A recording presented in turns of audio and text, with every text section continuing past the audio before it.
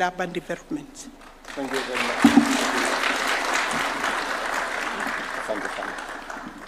Please, let's take our seats. Good morning, everybody. Karibuni sana.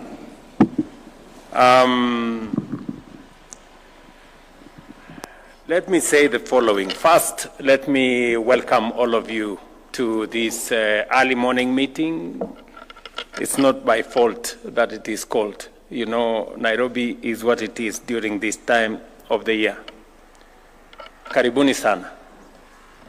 Secondly, let me take this very early opportunity to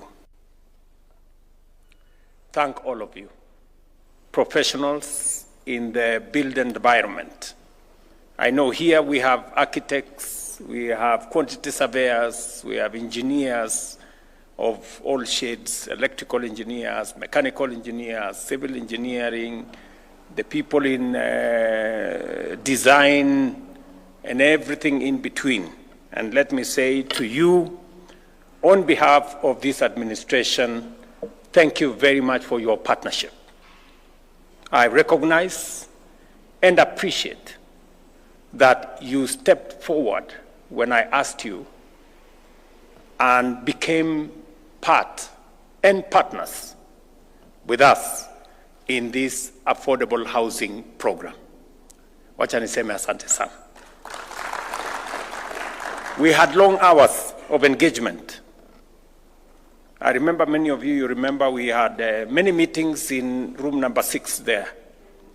Are there some people here who are in room number 6? Hebu nione kwa mkono. Those people. There was a lady there. Where is she? Who took over from her? Oh, you did? Yes.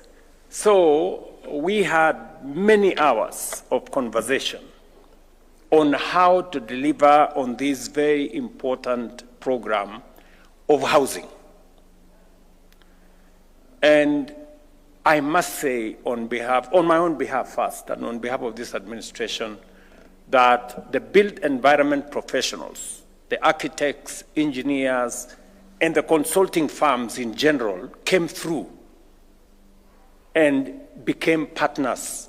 And today, whatever success is there in the housing program, we share with the consulting firms, with the professionals in that space, and I recognize your contribution and say thank you very much.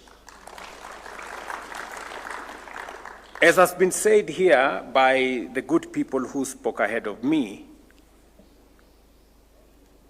we have now 39 consulting firms participating, 39 consortiums with almost 200 companies participating in the affordable housing space. I will want to have another meeting with all these 200 companies. I want to listen to them, what they have to say. Because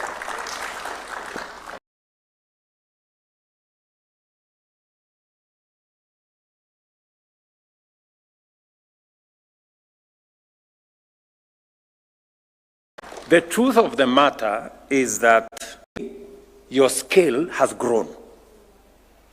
Today, you have regular, consistent, work across different parts of the country. And that's why I say you are partners and you share in the success of the affordable housing program. I wanted to say this directly to you so that you know that I appreciate your partnership, your contribution, and the expertise that you have brought into this space with a lot of commitment. If I was asked among patriotic Kenyans that have made a contribution to the development of our nation, I will recommend the professionals in the built environment. If there are patriotic Kenyans who have gone beyond the call of duty I know we negotiated your fees. You don't get the fees that normally you would. And you did this because you are patriotic Kenyans and you want to support this program and you want this program to succeed. But I can also add and say, but you have also scale of work that you have never witnessed before. That is the truth. So there is a balance. You have negotiated your fee, we negotiated your fee a bit, but also you have a wider scope of what to do. And that is why, from your own admission, you've had to hire more people, you need more staff, you've hired more professionals to join your companies and to join the professional space that supports this affordable housing program. And I also want to say to you, thank you very much for taking on board more young people to join your firms to support this affordable housing program. Nasema asante sana.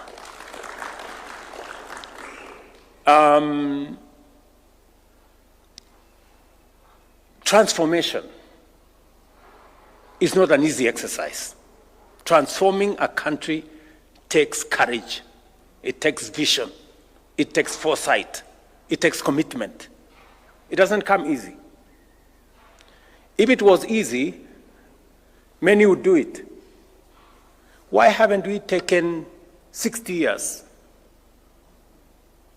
to do the housing program that we always knew was the right thing to do? I remember the Prime Minister of Singapore, a country we fondly quote. Oh, you know, Singapore has done this. You know, Singapore today, 95% or whatever, 90-something percent of people in Singapore are homeowners. I had a chat with the Prime Minister of Singapore here when he visited me. And it wasn't easy for them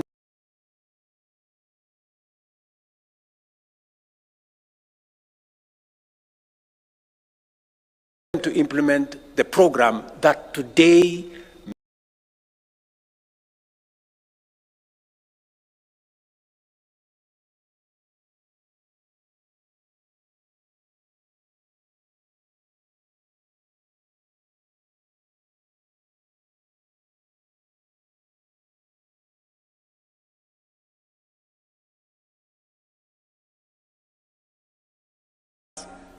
in the third world.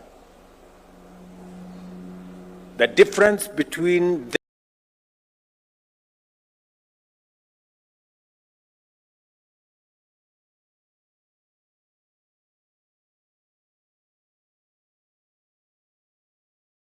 them being first world and us remaining where we are is the kind of leadership and the decisions that were made in 60 years.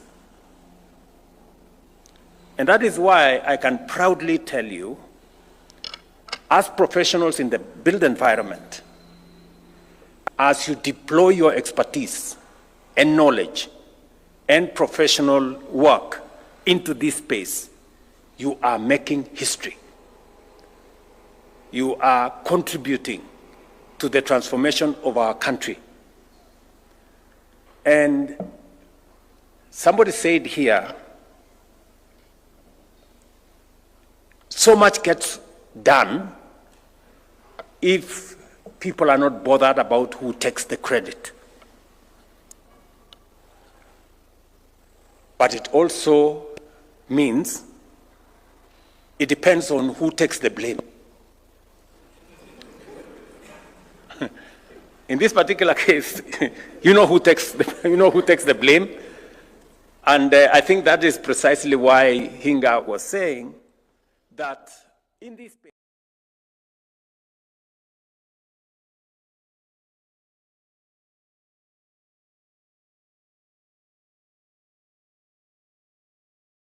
it's a great country, my friends. Let nobody lie to you. You know, when you hear people speak, it is as if Kenya is the worst country in the world. Far from it, I can tell you, we are a great country. Not many countries can achieve what we have achieved. Not many countries can achieve what we have achieved in housing in 1.5 years. Yes, we are a great country. And we must reject those who want to tell us otherwise. That, oh, you know, Kenya is a failed state. Which failed state? Where? Do you know what a failed state looks like? So, let me tell you that my commitment to the transformation of this country is not reversible. Nothing is going to stop me from driving the transformation that is going to change Kenya and take us where we have always wanted to go. From stabilizing the economy, and I want to assure you that we are working meticulously to make sure that our economy is sound. I am very clear in my mind what we need to do on making sure that we have a sound economic platform to work on to drive our transformation. You know, many people want simplicity, you know. They do not, they even don't believe in numbers. But friends, numbers are very stubborn. Truth is very stubborn. You can say all the lies you want, but the truth will not change. Our inflation was at 9.6 in 2022. Today is 3.8. Fact. Our dollar had gone to 165. Today it is 130 and coming down. Fact. Our foreign exchange reserves was $7 billion in 2022. Today it is $10.8 billion. Fact. You can say whatever you want to say, but facts are stubborn. The IMF a month ago said Kenya's economy is now the 6th largest economy in the world, in Africa, sorry, the 6th largest economy in Africa. It is a fact. It's not a rumor. It's not propaganda. It is a fact. So, and I am committed to making sure that we have a solid. I have had to make very difficult decisions to get us here. And I have no regret whatsoever that today I can confidently tell the country that our economy is on sound footing and we are going to improve on it. We've not yet reached where I would want us and our economy to be. We're making the right steps. We are making interventions. We're making decisions on how to align our economy so that we can be able to predictably see what the future looks like. I am very clear in my mind on what we need to do with our agriculture to make sure that we create a food security system, deal with inflation, deal with the cost of living, make sure that the cost of food does not cause a crisis. 60 years after independence, we must be sure about food security in Kenya. And we must make the right decisions. And I'm very proud that we have, for example, reduced the cost of importation of sugar by 80%. We have reduced the cost of importing maize by 80%. We will shortly be a sugar exporting country because we are making the right policy decisions. We have increased our production of milk. We have increased our production of tea. We have increased our production of coffee and we are driving productivity in the agricultural space so that we have food security and so that we can export more and create more foreign exchange. These are things that keep me awake, because it is one assignment that I have undertaken that I must do for this country. It is not always that you get an opportunity to be president. Yes, it comes once in a lifetime. So when you get that opportunity, don't waste it, right? Because I hear so many people saying, you have taken on too many assignments. You know, you should do some of these now, you should wait, you remain popular so that you can implement some of them some other time. Let me tell you, good people, the transformation of Kenya has delayed for far too long. We cannot wait for a day more, or a week more, or a month more. Let's do it now and transform our country. Let the others, we can pick up the others as we go. Are we together? So I am very clear in my mind, and that brings me to housing. I know we're discussing here about, and that is the essence of us having this meeting this morning. The housing program, not just affordable housing, because we have an array, we have a whole stock of social housing. We have a whole stock of affordable housing. We have also market housing that responds to everybody out there. This whole housing program, yes, is about housing, is about dignity, is about making sure that we eliminate slums, is about making sure that citizens live in decent neighborhoods with water, with electricity, with proper sewage system, making sure that there are all the other social amenities with schools, with hospitals, recreational grounds, and everything in between. That's it. But it is also about creating job opportunities and inspiring our manufacturing sector.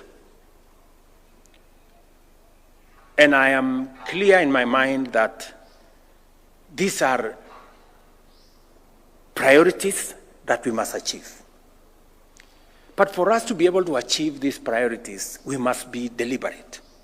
We must be intentional. It will not just happen. We must be focused on how do we create jobs. Because one of the assignments that I have, and I hear many people remind me every day, is that when I went to the campaign trail, I promised the people of Kenya that we have a plan on how to create jobs. And yes, we do. And we are very well on course on making sure that we create jobs. I can say confidently, we have never had a clear plan as a nation on how to create jobs as we do today.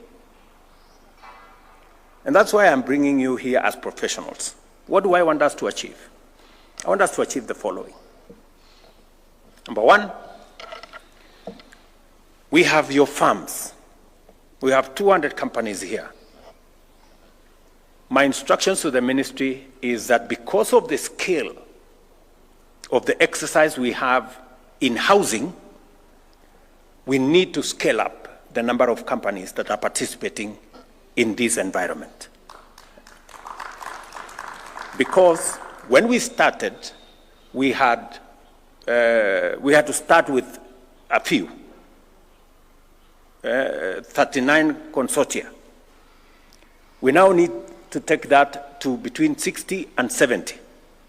So we will be bringing on board more companies, more professional companies, engineering firms, architects, we will be bringing design companies, and all the other real estate professionals, and we'll be bringing them on board.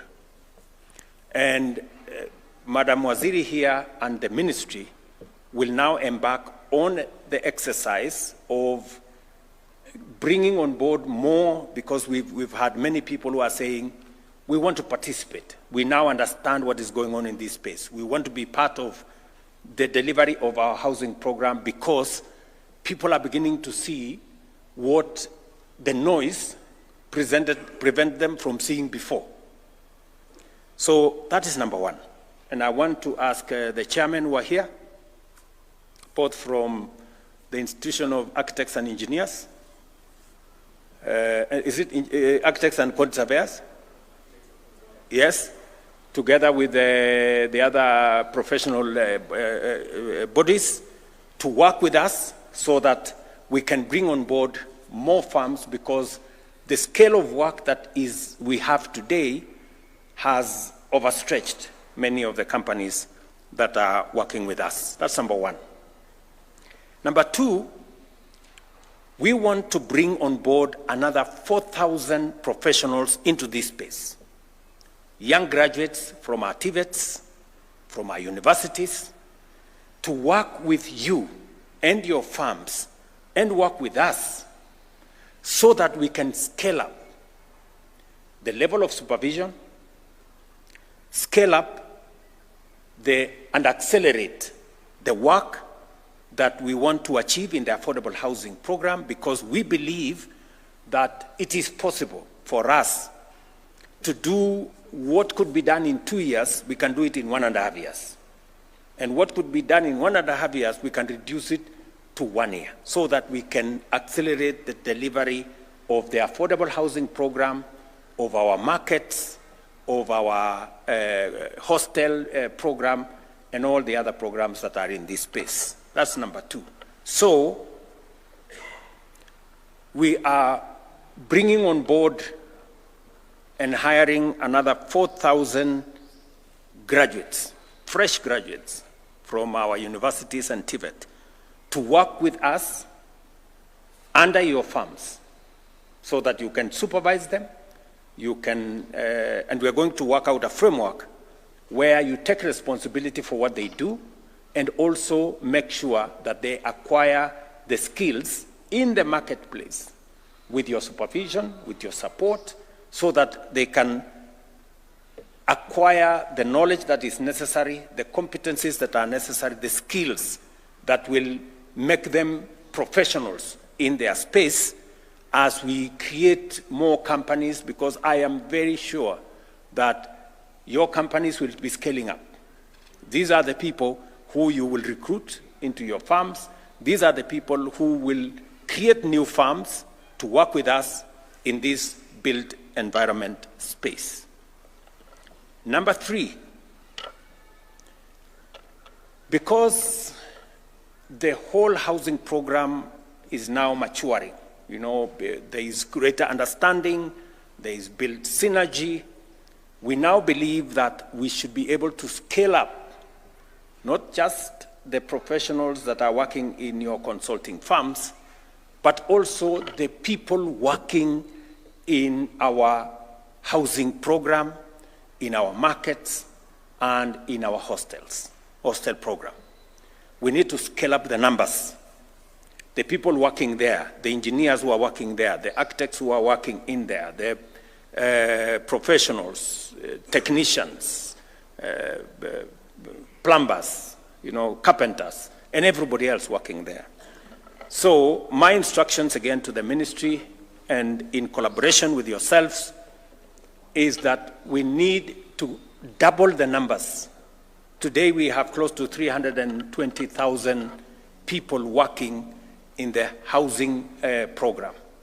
We need to double those numbers by creating another shift, so that, as was said by one of the good people here, we will have 6-1 and 1-6. You know, so that we have, I think we'll have 8 hours between 6-1 and 1-6. 6 in the morning to 1 o'clock, and then 1 o'clock to 6 o'clock. I think that creates us a good balance and then you people will help us, you know, discuss how that is going to be realized so that we can carry on board the many professionals that are coming out of our TVETs and our universities.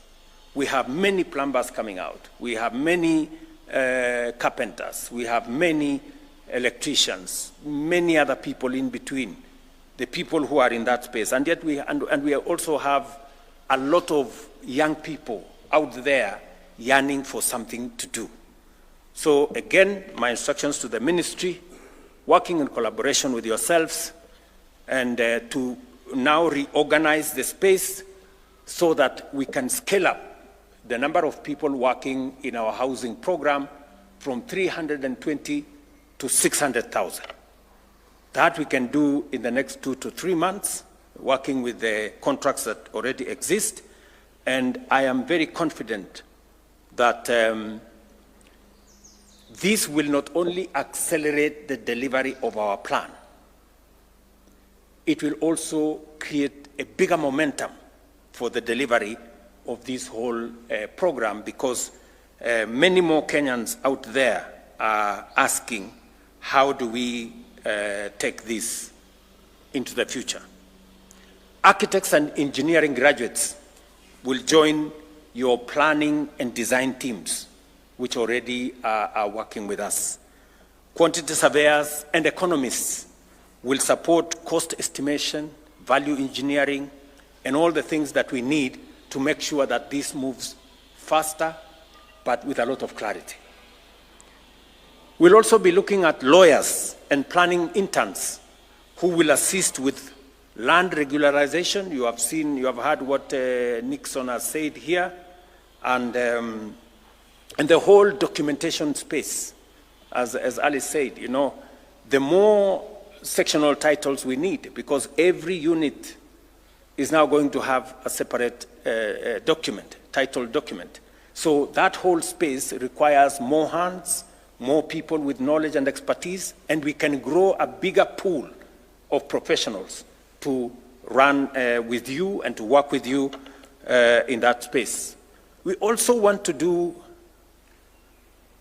apart from that whole space of making sure that we double the number of people working in the housing space. A fifth thing we need to do under this program is to professionalize what we are calling the Jacali. I agree with you that those people in that space called Jacali are no longer Jacali.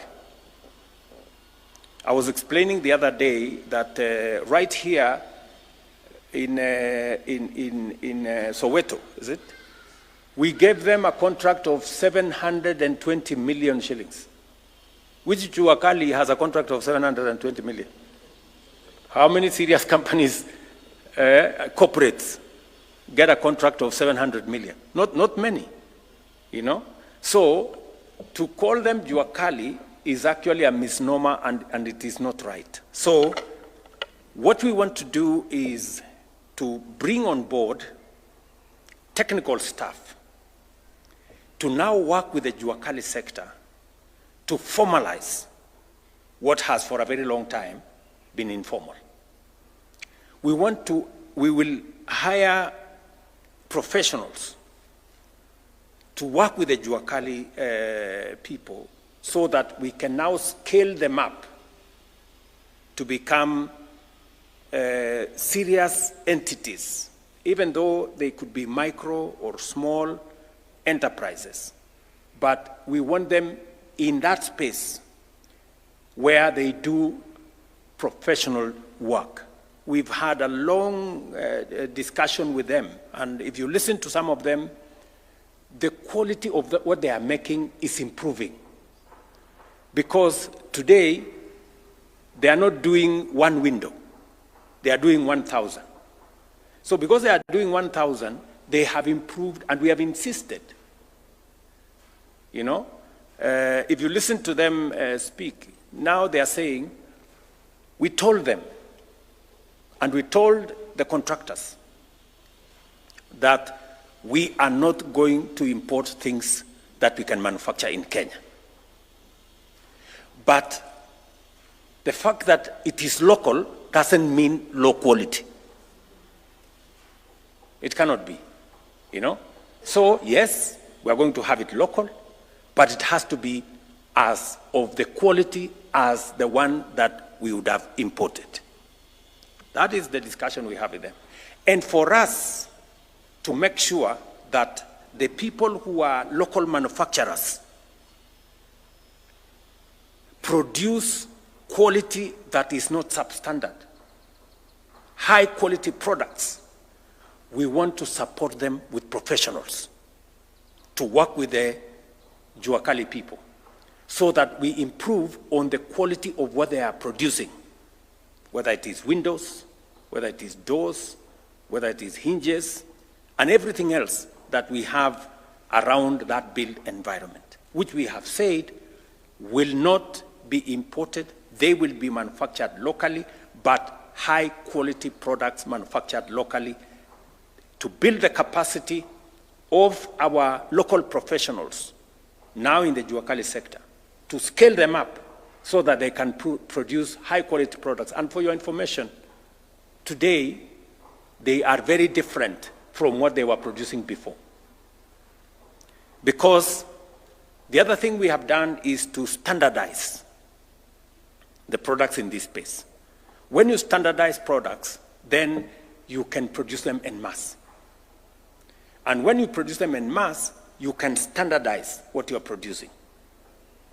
And that is the space what we want to do with this program. From where we have reached, now we need to take it a step further so that we can work with the Jacali people and make sure that we improve the quality of what they are producing. I am saying this to you as professionals so that you can work with us, you know, as the firms that are working with us in this space, to make sure that we don't compromise on quality.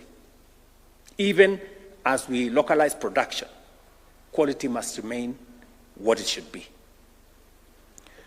We will also be looking at, as part of this exercise, hiring management graduates who will also support in our project delivery, because this is a big project.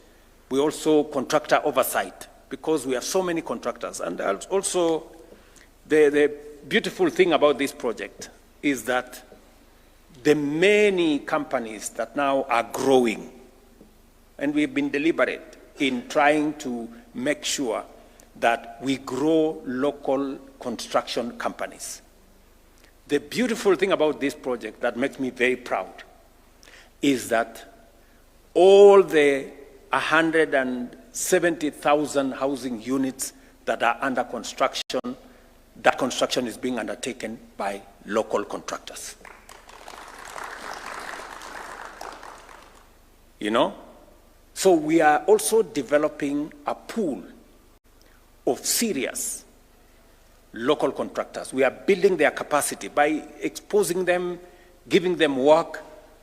Sometimes when they struggle, we support them so that as we build bigger companies out of professional engineering companies and architectural companies, we are also building construction companies that are local, that will undertake this exercise. But also, we want to look at the future. You know, we want to build companies that can also undertake regional projects. You know, once you have a CV that says you have supervised 1,000 or 5,000 housing units, you have a good CV to take to another place, and you can also work globally. So these are the things, the 5 or so things that I want us to achieve using this program, and it is the reason why I wanted us to have this conversation so that we can move together in tandem. The ministry here is going to work with you as the frontline office of government, but also we're going to work with all the counties to make sure that we accelerate all the other requirements, documentation, and work with artisans, bring on board all the aspects of work that is required as we do all the other things that we are doing. And apart from this exercise, which is important to me in terms of creating opportunities for young people in Kenya, these 4,000 professionals that will be hired will join another big pool of professionals who already work with you in your companies. And I want to encourage you to provide opportunities, because these young people will be working under you, under your companies, under your supervision and tutelage, that you assist them to acquire necessary skills and provide them opportunities for jobs as we look into the future and as we build stronger companies, local companies, through you, through the contractors and all the other people that are working with us in that space. Of course, we have also other interventions that we are working, not just in this space. But this is a very important space for me, because apart from creating opportunities for work, we are making real impact on people. We are transforming lives of people. We are changing the destiny of many citizens. People who never imagined that they would one day own a house. That owning a house is a present reality for many of them today. Some of them are beginning to realize their lifelong aspiration to own a place they call a home that belongs to them. You know, you'll be surprised that there are things we take for granted. You know, the biggest thing I saw in Mukuru that was, you know,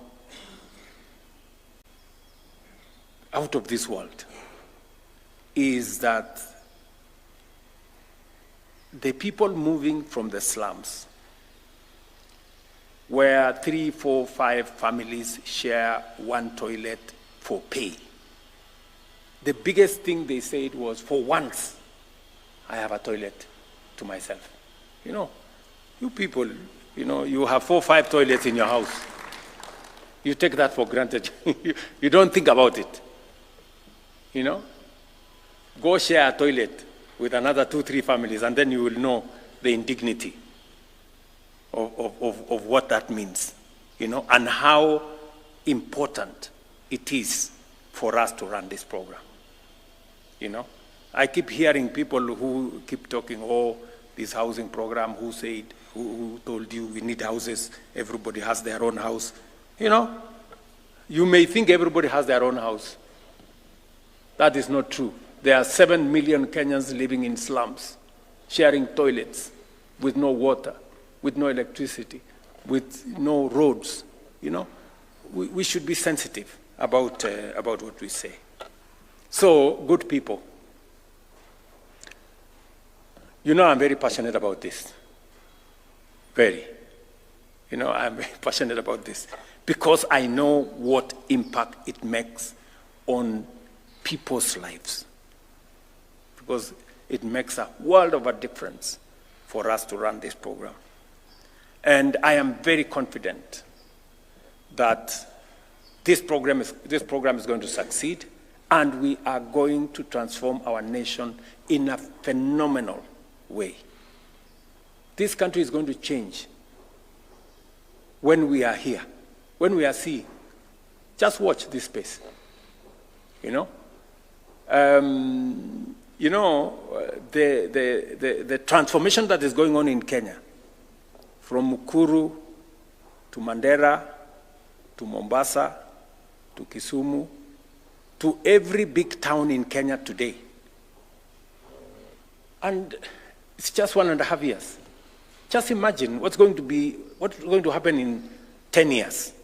How is Kenya going to look like in 15 years, in 20 years of this program? This country will change. We don't need miracles. We don't need magic. We just need to do this. You know, what we are doing consistently, persistently, until it is done. And you can count on my support 100%, making sure that this happens. We must do this for the millions of young people who are looking for work to do. We must do this for the transformation of our country. We must do this so that people can be homeowners. And you see, Hinga and Waziri here have told you, we have a pipeline of 700,000 houses that we already have identified where to build. We have a shortage of 2 million houses. And it is growing. So we are going to be on this affordable housing for the next 20 years before we can meet.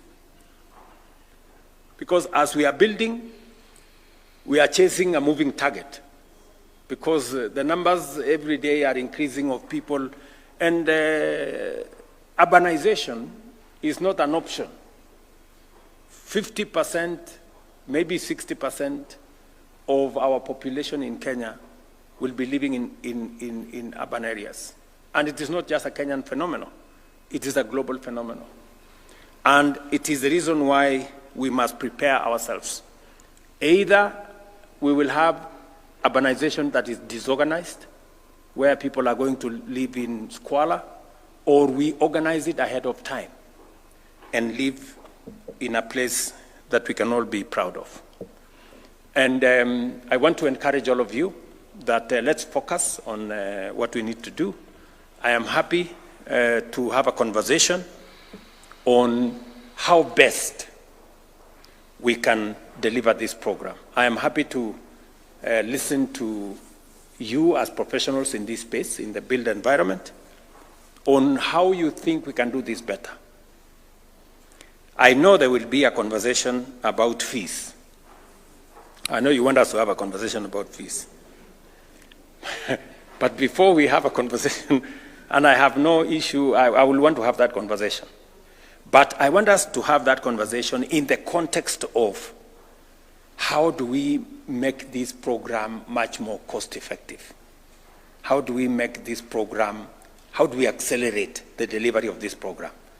I am happy to have a conversation. If you promise me that we can do this faster, we can do this better, we can do this much more cost-effectively, we can discuss the fees.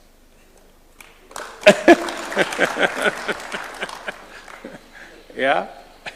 I have no problem, because this is, and I must say, really, I appreciate, I don't take it for granted that the professionals in this space were patriotic, and they said, look, we are willing to take a lower percentage so that we can be part of delivery of this very important program.